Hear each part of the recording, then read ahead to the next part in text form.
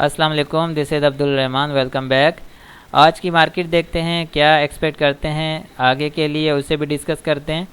और जिस तरह हमारी डेली डिस्कशन चल रही है उसी को आगे कंटिन्यू करते हैं। कल का व्लॉग मैं इसलिए नहीं कर सका क्योंकि काफ़ी बिजी होने की वजह से मैं टाइम नहीं निकाल सका। तो जो हमने जिस जगह इसे छोड़ा था उसी से आगे हम इसे कंटिन्यू करेंगे।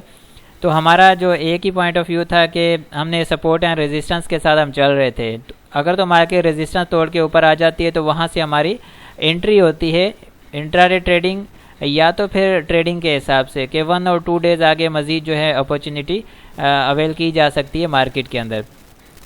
यहाँ पर देखिए इम्पोर्टेंट पॉइंट ये है कि यहाँ पर स्ट्रॉन्ग स्ट्रेटजी बनाना इस वक्त के लिए वो थोड़ा सा मुश्किल रहेगा, लेकिन जो ट्रेडिंग की जा सकती है, ट्रेडिंग के लिए मैंने भी आपको इस चीज़ का बिल्कुल एक मशवरा दिया हुआ है कि हमारे जो रेजिस्टेंस लेवल आ रहे होते हैं उन रेजिस्टेंस से मार्केट ऊपर ट्रेड करना स्टार्ट करती है तो वहाँ पर ट्रेडिंग की जा सकती है और जो भी अपॉर्चुनिटी उसे अवेल किया जा सकता है। लेकिन जो ख़ास तौर पर चीज़ नोट करने वाली वो ये है कि इंडिविजुअल स्क्रिप्ट्स जो होते हैं उन्हें देखना, नोट करना चाहिए कि कौन से ऐसे स्क्रिप्ट में जाना चाहिए जो हमें कुछ ना कुछ दे सकता है। अदरवाइज़ अगर सिर्फ इंडेक्स की बेस पर ही ट्रेडिंग की जाएगी तो फिर वहाँ पर मार्केट में मुश्किल है कि कोई प्रॉफिट निकाला जा सकता है। बट इंडिविजुअल स्क्रिप्ट्स की अलग परफॉर्मेंस आ रही होती है, वो इंडेक्स के साथ ज़्यादातर परफॉर्म नहीं कर पा रहे होते हैं। जैसे कि फॉर एग्जांपल इंडेक्स ने एक दिन परफॉर्म किया, कुछ ऐसे स्क्रिप्ट हैं वो नेगेटिव चले जाते हैं, ठीक है, और कुछ ऐसे स्क्रिप्ट हैं जो इंडेक्स के साथ परफॉर्म कर रहे होते हैं। लेकिन ऐसा होता है कि जो इंडेक्स के साथ एक दिन नहीं परफॉर्म करते लेकिन सेकंड डे वो परफॉर्म कर जाते हैं।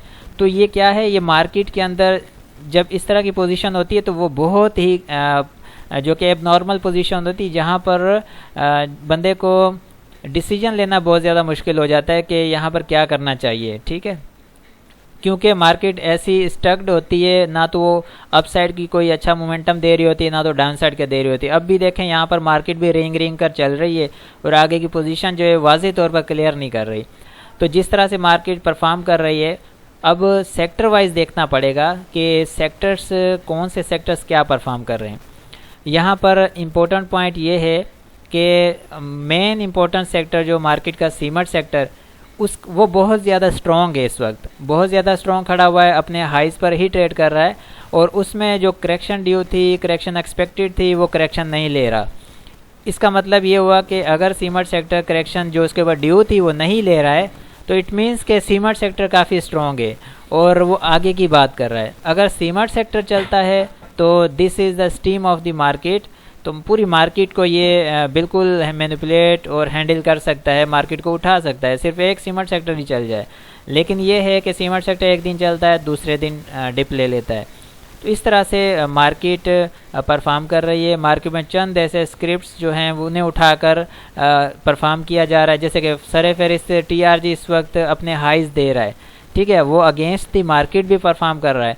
अब देखें मार्केट ने जो हाई लगाया था अपना 43,887, वहाँ से मार्केट गिरना स्टार्ट हुई थी और TRG वहाँ से ऊपर की तरफ चलना स्टार्ट हुआ था।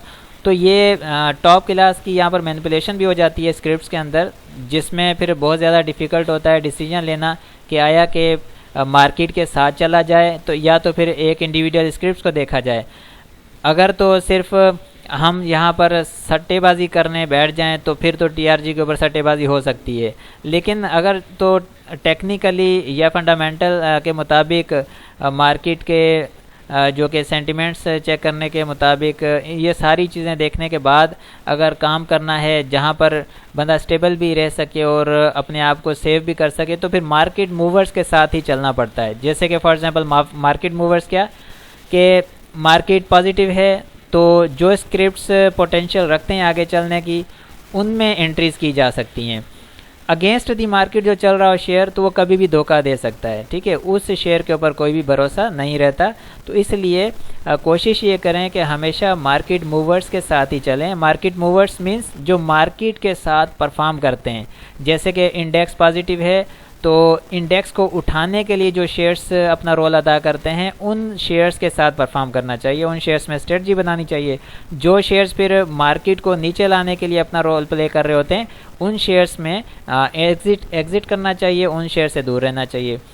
ठीक है, जो अगेंस्ट दी मार्केट चल रहे हो तो वो कभी भी किसी भी लम्हे आपको धोखा दे सकते हैं। ना तो वो टेक्निकल्स फॉलो कर रहे होते हैं, ना तो वो फंडामेंटल्स के बिहाव पर चल रहे होते हैं। वो अपने ही जो कि मस्ती में चल रहे होते हैं, जैसे कि TRGA, इसे ना तो कोई रोक सकता है, ना इसे कोई इस तरह से चला सकता है। इसे बस शॉर्ट सेलर आ रहा है, फॉर एग्जांपल इसने अपने न्यू हाइज दिए, इसके स्टेप बाय स्टेप इसमें शॉर्ट सेलर आता रहा है।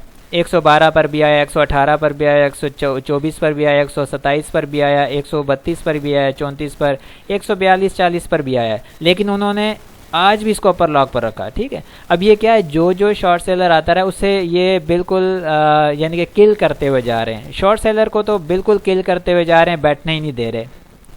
जब तक शॉर्ट सेलर की बस ना हो जाएगी तब तक ये इसको गिराएंगे नहीं। अब शॉर्ट सेलर कम होना आना शुरू हो जाएगा, बल्कि आना ही बंद हो जाएगा, ये उसी वक्त गिरा देंगे। तो इस शॉर्ट सेलर को कोई भी अपॉर्चुनिटी देना नहीं चाहते। ठीक है, ये बहुत बड़ी एक मैनिपुलेशन है, जिसको हम ये कहते हैं कि बड़ी इंटेलिजेंसी के साथ चीज़ें चलाई जाती हैं।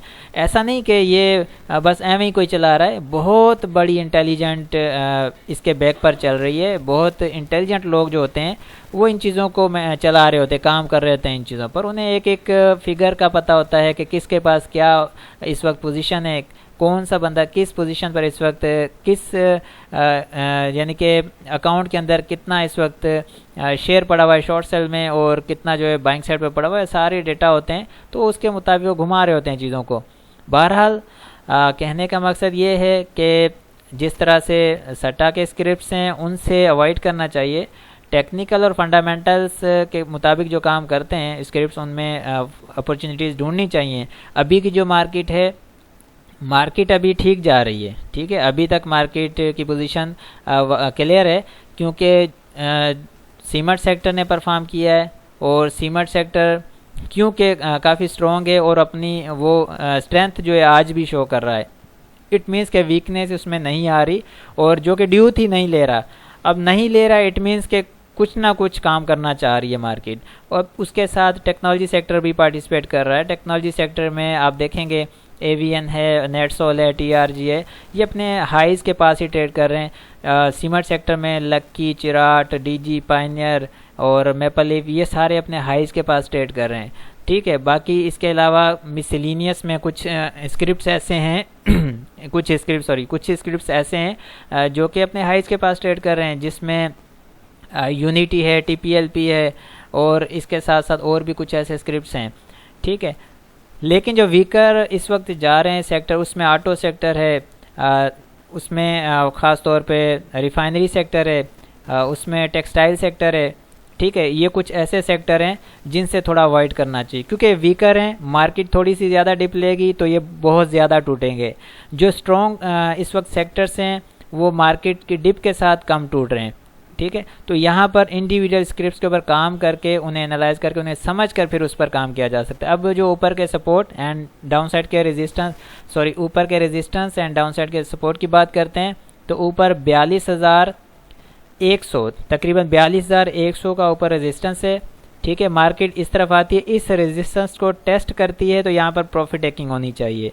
ठीक है, अगर तो मार्केट डाउन साइड स्टार्ट लेती है और ये 41,300, एटलीस्ट 41,350, ठीक है, इस सपोर्ट को आप याद रखें कि 41,350 से नीचे मार्केट उतरती है, तो फिर आपके पास जो फ्रेश होल्डिंग्स है उनसे आपने फिलहाल किनारा करना है, और नीचे आपको अपॉर्चुनिटी मिलेगी, वहाँ से आपने दोबारा से उसको अवेल करना है। बट अभी मार्केट जिस तरह से परफॉर्म करती हुई जा रही है, तो मार्केट के ऊपर के जो लेवल्स हैं 42,150 तक के, 42,100 तक के, वो देखे जा सकते हैं। लेकिन उससे पहले अगर कोई ऐसी इंडिकेशन आ जाती हैं तो हम भी इसको रेगुलर बेस पर एनालाइज कर रहे हैं, तो आपके साथ वो शेयर कर लेंगे।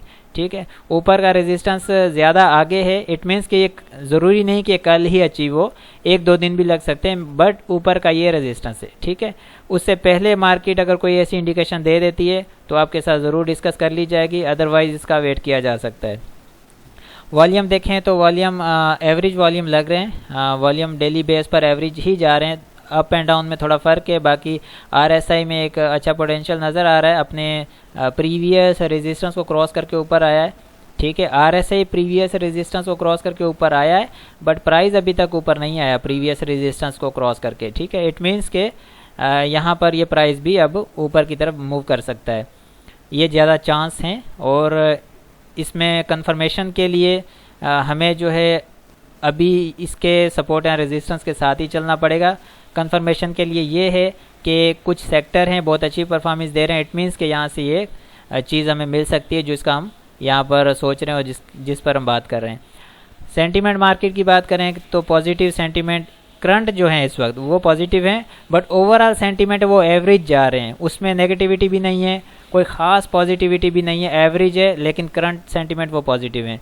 तो एहतियात के साथ इस तरह से चलना है कि हैवी इन्वेस्टमेंट नहीं करनी है, और उसके अलावा काम करना है तो ट्रेडिंग के हिसाब से करना है। जैसे कि फॉर एग्जांपल कोई शेयर है, उसमें आपने 5-10 हज़ार 20 हज़ार शेयर ले लिए और उसे अपॉर्चुनिटी जो भी मिली उसमें जो भी अवेल हुआ उसे अवेल किया और उसके बाद एग्ज़िट किया और साइड पर हो गए, फ़िलहाल मार्केट को देखा। लेकिन जो प्रॉपर इन्वेस्टमेंट है वो एक्यूमुलेशन फेज़ के अंदर ही होती है। मार्केट अभी साइडलाइन चैनल चलती है या कोई दोबारा अपॉर्चुनिटी देती है, डाउन साइड पर डिप लेती है, तो उसके बाद जो नीचे के रेट आएंगे वहाँ पर एक्यूमुलेशन की जा सकती है। ठीक है, तो वो उस प्रोसेस में अभी मार्केट नहीं है, तो उस प्रोसेस में आएगी तो एक्यूमुलेशन की जा सकती है। तो हैवी इन्वेस्टमेंट का अभी इस वक्त कोई ऐसा चांस नहीं है, तो उससे गुरेज किया जाए। बाकी डेली बेस पर 2-4 दिन की ट्रेडिंग, उसकी अपॉर्चुनिटी ज़रूर अवेल की जा सकती है। आई होप कि यहाँ तक ये क्लियर है। इंशाल्लाह कल फिर इसको देखेंगे, मज़ीद आगे कंटिन्यू रखेंगे। मिलते हैं नेक्स्ट वीडियो में। अपना बहुत सारा ख्याल रखें। अल्लाह हाफिज़।